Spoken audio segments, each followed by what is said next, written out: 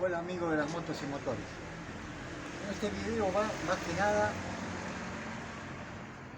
uno lleva algo a la tornería.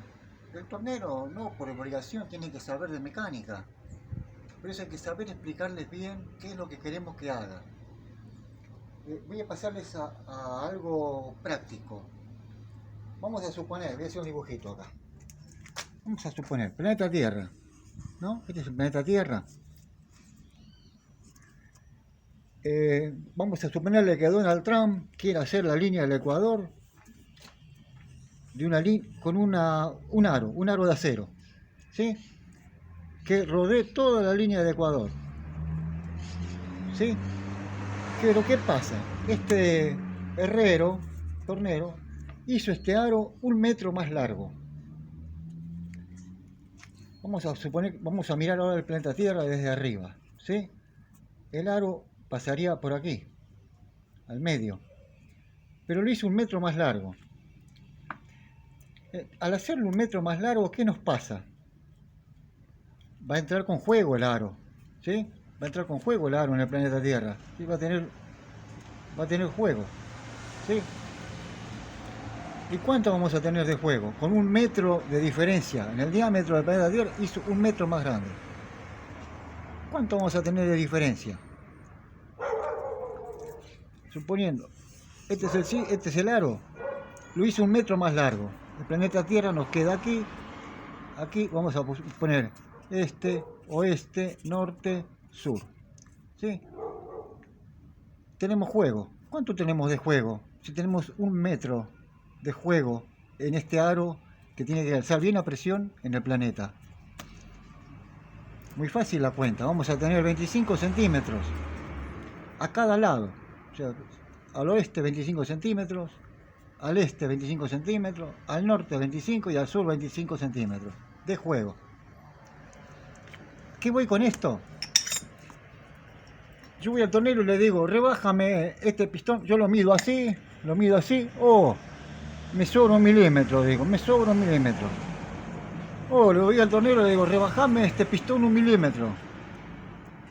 El tornero, no le llevamos el cilindro, él tampoco no sabe cómo tiene que ir. Él agarra, lo pone al torno o en el rectificador, lo bajó 1 milímetro. ¿Y qué pasó después? Tenemos un pistón que nos baila, ¿eh? No nos sirve. Por eso hay que ser claro y preciso. O le llevamos todo al tornero y que él se encargue. Quiero que esto tenga 0,10 de juego, 0,5. Entonces ahí el tornero sabe. Ah, voy a bajar esto para tener 0,5. 0,5 hacia todos los lados, ¿sí? Entonces, no hay que bajar 1 milímetro, porque nos queda chiquito el pistón después. Ya uso un pistón que no nos sirve más, tenemos que comprar otro nuevo y volver a hacer volver al mismo encargue. Entonces le decimos 0,25 a los lados, o si uno tiene un calibre, medimos, quiero que lo lleves a tanto, le decimos, listo. Yo tenía un amigo, consiguió trabajo en una tornería, éramos jóvenes, teníamos 19 años, 18, 19 años. Consiguió trabajo en una tornería. Oh, ¿sabe lo que era trabajar en una tornería? Era como tocar el cielo con las manos. Para cómo eran alemanes. Y yo trabajé desde chico con alemanes y les dije, le digo, trabajar con alemanes es como estar en el ejército. Disciplina, cumplir, horario, no fallar. Para mañana tú estás listo. ¿A qué hora? A las 8. A las 8 tiene que estar listo. Los alemanes son así, muy estrictos. Pero si es estricto es porque te quiere, porque vio en vos algo bueno y te quiere sacar bueno. Te quiere sacar tan bueno como lo es él y más todavía. Ahora, si no te da bolilla, no te lleva la voz, no te enseña nada, es porque él ya vio que vos no tenés cualidades para ese desempeño, para ese empleo.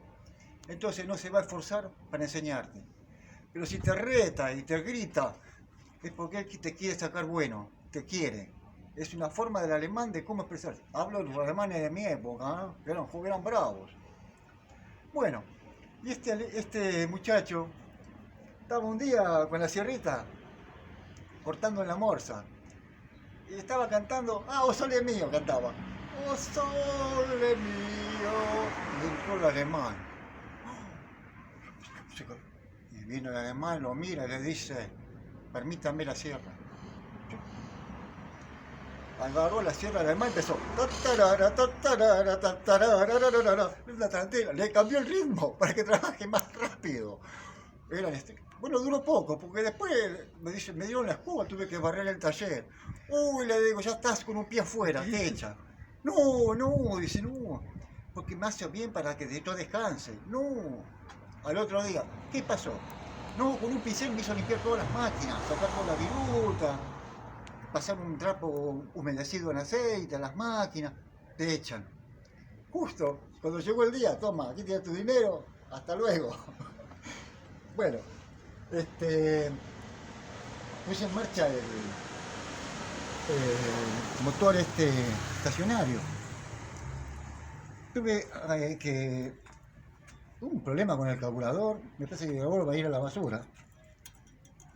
Esta aguja es la que regula el paso de combustible. Estaba muy mal, yo la traté de hacerla más con punta otra vez, bien.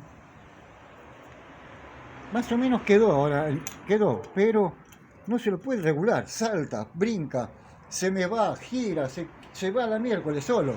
Tiene una polenta para mí que es como un 500 centímetros cúbicos. Bueno, exagerando, 350 digamos.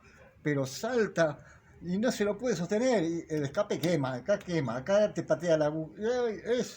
Hay que asegurarlo primero para poderlo hacerlo algo bien. Pero estaba viendo que quizás pueda adaptarle un carburadorcito de alguna 110 por el tamaño que tiene la toma de la misión. Ya veremos qué vamos a hacer, porque no me gustó mucho. Queda regulando, pero no bien. O sea, como esta aguja no es un paso calibrado y no se lo puede calibrar bien. Aparte tiene una gotera, porque tiene un sistema que es un aluminio, esa boya acá abajo, pierde una gota de combustible. Es peligroso acá, porque acá están los platinos. Esto también está sin una tapita, lleva una tapita aquí que le falta. Bueno, estos tenían un acelerador automático que cuando se frenaba el motor tenía que hacer fuerza, se aceleraban solo. Pero arrancó muy bien. Después quise hacer una especie de manivela para arrancarlo a mano, para no tener que usar esta soga. Que alguno es temeroso, que por ahí algunas contraexplosiones y te fracture la muñeca, ¿sí? Bueno, voy a mandar un saludito, a ver que me cambio los lentes, a Freddy Gutiérrez de Nicaragua, a Fernando López Moreno de Bogotá, Colombia, a Francisco, y al padre, a Jorge, de Santa Rosa, La Pampa, a Cristian de Lanús, a Alex Serra de Belleville, Córdoba. Tengo una historia para contar de Belleville para otro día.